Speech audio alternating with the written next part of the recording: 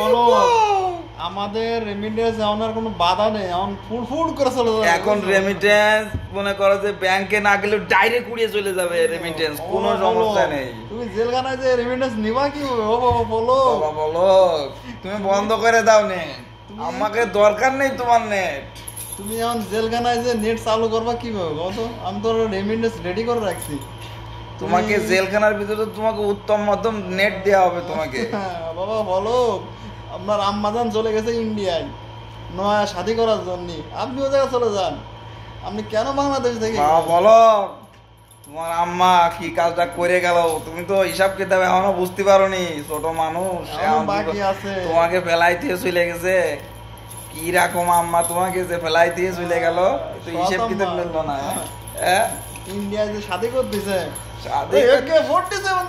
ওরে মাইরে দাও পুরো একদম, ওরে মাইরে দাও। ও কথায় কথায় জামাত শিবির ছাড়া কোনো কথা নেই, এগুলো সব জামাত শিবির করেছে। ওরে হারামির বাচ্চা, তোর ওই কি জানো যে ওই নেট জামাত শিবিররা পোড়াই দিয়েছে নেটেরই।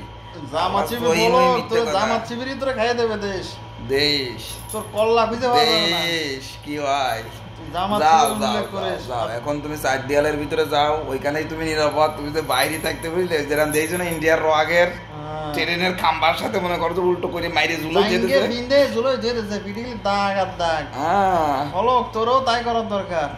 তোর আম্মারে তো নিয়ে তোমার জীবনের মনে করো যে এই জায়গায় হিসেব কিতাব সব ক্লিয়ার বুঝলে। 5 বছর আনন্দ ফুর্তিতে, ক্ষমতার ইশারায় আনন্দ ফুর্তিতে পাগল হয়ে গেছিলে না। এই যে মাশরাফি সাকিব এরা সব পাগল হয়ে গেছিল না, এরা তো কোনো কথা কয়নি।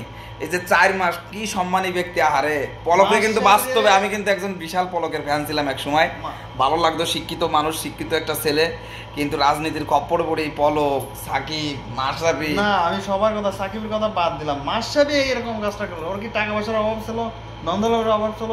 একটা কথা নইলে ছাত্রকে পক্ষে কথা কত, কিসের জন্য কোনো একটা কথা বলো না, কোন লোভে? হিসেব কিতাবের খাতা পুড়ে গেছে বুঝলি। ওরে ক্রিকেটারের প্রধান বানাবে সবার একটা আশা, আর ও কিরকম ক্ষমতা ধরে রাখার জন্য কোনো কথা বলো না। আহারে ছেলে ফেলে মাইরি দিচ্ছে একবার তো বাড়ি ঘর পোড়াই দিছো। তা আমি আর এই ব্যাপারে কিছু করছি না, বাড়ি ঘর পোড়াই দিছো। ও বাড়ি কত পোড়াই দিয়ে কি হবে? ওরে মন থেকে অনেক ভালোবাসতাম, মনের থেকে একবার গর্ব করে কথা যে নড়াইলি মাশরাফি আছে, এখন ঘৃণা করে করতে ওর নাম উচ্চারণ করতে।